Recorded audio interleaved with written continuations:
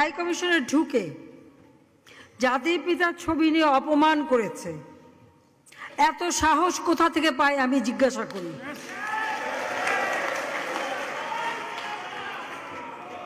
আমি জানি না আমাদের হাই কমিশনে এখন কারা বসেছিল এবং তারা সেখানে কিছুই করতে পারলো না কেন, সেটাও বড় প্রশ্ন।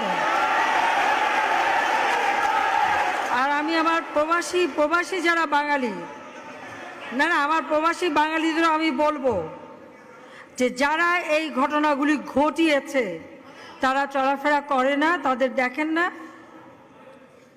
যে হাত দিয়ে জাতির পিতার ওই ছবি নিয়ে তারা ভেঙেছে, তাদের যা উপযুক্ত করা উচিত সেটা করতে হবে। কারণ জাতির পিতার নাম মুছে ফেলার চেষ্টা করা হয়েছিল, তো তারিখ যেহেতু দূরের কথা, ওর বাপ তো চেষ্টা করেছিল এই নাম মুছতে, ওর বাপও চেষ্টা করেছে, মাও চেষ্টা করেছে। তারা কি পেরেছে নাম মুছতে? পারে নাই। ইতিহাস কখনো কেউ চাপা দিতে পারে না। আর জাতির পিতা তার 7 মাসে ভাষণে বলে গেছে যে বাঙালিকে কেউ দাবায় রাখতে পারবে না, পারে নাই দাবায় রাখতে। তা আজকে এত বড় দুঃসাহস হয়ে যায়।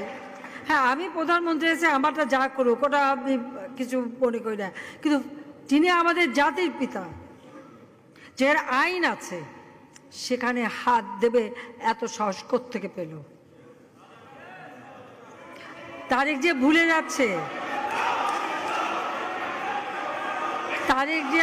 যাচ্ছে যে তার মা দুর্নীতি করে জেলে গেছে। আজকে তার